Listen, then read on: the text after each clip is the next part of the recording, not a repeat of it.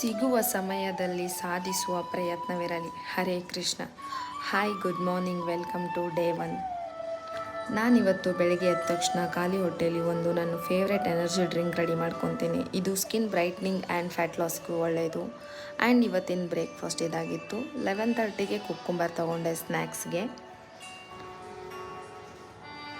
ಮಧ್ಯಾಹ್ನ ಲಂಚಿಗೆ ರೊಟ್ಟಿ, ಕಾಳು ಪಲ್ಯ, ಸೊಪ್ಪು. ಆ್ಯಂಡ್ ಈವ್ನಿಂಗ್ ನಾನು ಜಿಮ್ಗೆ ಹೋಗೋಕ್ಕಿಂತ ಮುಂಚೆ ಒಂದು ಎನರ್ಜಿ ಡ್ರಿಂಕ್ ರೆಡಿ ಮಾಡ್ಕೊತೀನಿ.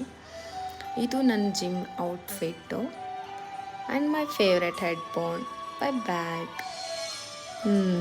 ಹೆಂಗಿದೆ? Not bad. ಆ್ಯಂಡ್ ಸ್ವಲ್ಪ ಪರ್ಫ್ಯೂಮ್. ಇವತ್ತಾಗಿತ್ತು ಲೆಗ್ ಡೇ. ಸಖತ್ ಪೇನ್ ಇತ್ತು.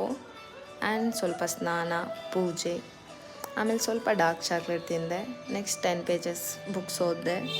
ಆ್ಯಂಡ್ ಇವತ್ತಿನ ಡಿನ್ನರು ಇದಾಗಿತ್ತು ನಂದು. ಸೊ ಇವತ್ತಿನ ನನ್ನ ಡೇ ನಿಮಗೆಲ್ರಿಗೂ ಇಷ್ಟ ಆಗಿದೆ ಅಂದ್ಕೊತೀನಿ. ಒನ್ ಡೇ ನಾನು ಭಾಳ ನೀಟಾಗಿ ಕಂಪ್ಲೀಟ್ ಮಾಡಿದೆ. So thank you. Hare Krishna.